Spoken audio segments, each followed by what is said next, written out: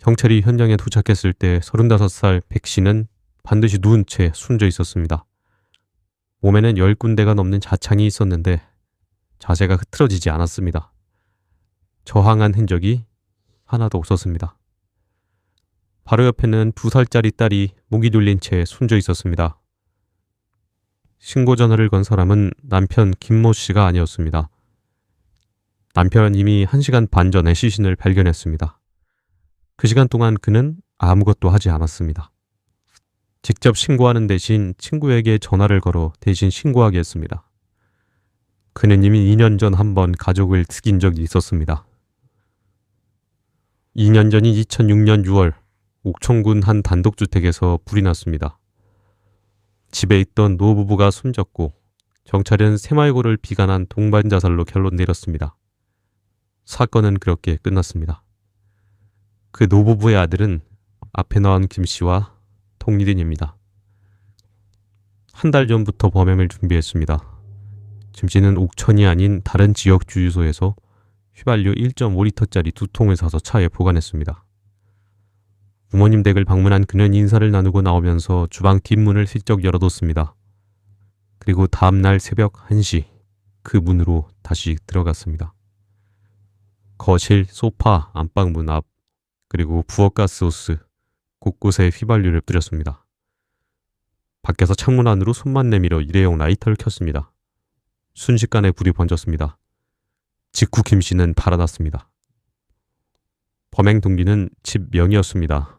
부모님은 막내 아들인 김 씨에게 명의를 넘겨준 상태였지만 부모가 살아있는 한 집을 마음대로 처분할 수 없었습니다. 당시 빚이 1억 5천만 원을 넘었던 그는 집을 팔아 빚을 갚으려 했던 겁니다. 아내 백 씨는 경찰에게 남편이 그날 하루 종일 함께 있었다고 진술했습니다. 그 진술이 거짓인 줄 알면서 한 것인지 아닌지는 끝내 밝혀지지 않았습니다. 결국 사건은 동반 자살로 마무리됐습니다. 하지만 집은 팔리지 않았습니다. 사람이 죽은 집을 살 사람이 없었습니다. 김 씨는 4천만 원을 대출받아 집을 수리하고 2천만 원짜리 전세를 놓았습니다. 부모의 목숨값으로 손에 쥔 돈입니다. 그리고 2년이 지났습니다. 2008년 10월 말 김 씨는 또 다른 범행을 준비합니다.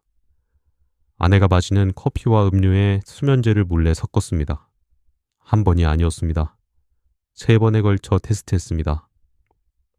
얼마나 넣어야 잠드는지, 얼마나 오래 자는지, 언제 깨어나는지 시험했습니다. 수면제는 친구를 시켜 구했습니다. 본인이 샀다는 흔적을 남기지 않기 위해서였습니다. 홈플러스에서 길이 31cm짜리 시카를 샀습니다. 운전기사용 장갑도 함께 샀습니다. 칼이 손에서 미끄러져 다치는 걸 막기 위한 것이었습니다. 칼은 보일러실에, 장갑은 신발장 서랍에 숨겨뒀습니다. 11월 26일 밤, 김 씨는 아내와 2살짜리 딸 그리고 지인을 함께 데리고 외식하며 술을 마셨습니다. 지인이 만취한 아내를 집까지 데려다줬고 아내와 딸이 잠드는 것을 직접 목격하게 했습니다. 알리바이가 완성됐습니다. 지인이 나간 이후 김 씨는 아내에게 수면제를 탄 물을 강제로 먹였습니다. 술에 수면제까지 먹게 된 아내는 곧 의식을 잃었습니다. 처음에는 베개와 이불로 지식시키려 했습니다. 그런데 아내가 눈을 떴습니다. 그러자 김 씨는 머리맡에 숨겨둔 칼을 꺼냈습니다. 가슴, 배, 옆구리 15군데를 찔렀습니다. 그래도 아내의 자세는 흐트러지지 않았습니다. 이미 심한 약 기운이 몸을 짓누르고 있었기 때문입니다. 범행 중 잠에서 깬 2살짜리 딸이 아빠에게 기어왔습니다. 김 씨는 수건을 가져와 딸의 목을 졸랐습니다. 피 묻은 옷을 벗어 검을 비닐봉지에 넣고 베란다 밖으로 던졌습니다.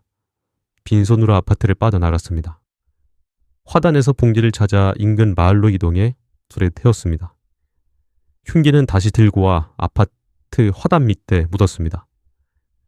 빗물이 고이지 않는 자리를 미리 봐둔 것이었습니다.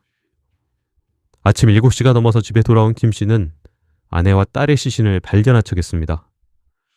신고를 받고 출동한 경찰의 눈에 수상한 게 한두 개가 아니었습니다. 외부 침입 흔적이 없었습니다. 없어진 물건도 없었습니다. 아내의 시신은 저항 한 번 없이 반드시 누운 채였습니다. 아는 사람이, 그것도 아내가 편안히 있을 수 있는 상대가 저지른 범행이었습니다. 주변을 파고들자 또 다른 정황이 나왔습니다. 아내 백 씨는 사망 한 달 전 1억 원짜리 보험에 가입돼 있었습니다.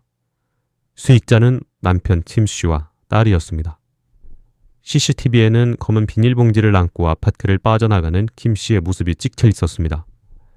결국 집중조사 하루 만에 김 씨는 자백했습니다. 자백 이후에도 그는 보험금 목적을 끝까지 부인했습니다. 김 씨 진술에 따르면 아내가 사업을 모두 말아먹고 카드를 흥청망청 써댔다고 했습니다. 홧김에 저지른 우발적 범행이라고 주장했습니다. 이 진술의 사실 여부는 확인된 바 없습니다. 일방적인 가해자의 주장입니다. 경찰 조사는 여기서 멈추지 않았습니다. 2년 전 화재 사망 사건의 피해자가 김 씨의 친부모임을 확인한 뒤 목격자를 새로 찾아냈습니다. 불이 나던 날 그 집에서 아들처럼 보이는 사람이 뛰쳐나온 것을 봤다는 증언이었습니다. 김 씨는 결국 부모 살인도 자백했습니다. 수사 과정에서 김 씨는 이렇게 말했습니다. 부모를 죽여봤더니 또 해도 될 것 같았습니다. 2009년 4월 1심은 사형을 선고했습니다. 같은 해 10월 2심은 무기징역으로 감형했습니다. 재판부가 밝힌 감형 이유 중 하나는 피해자인 아내의 낭비벽으로 인한 스트레스였습니다. 범인의 진술만을 그대로 인용한 겁니다. 부모를 죽이고 아내를 죽이고 딸을 죽였는데도 말입니다.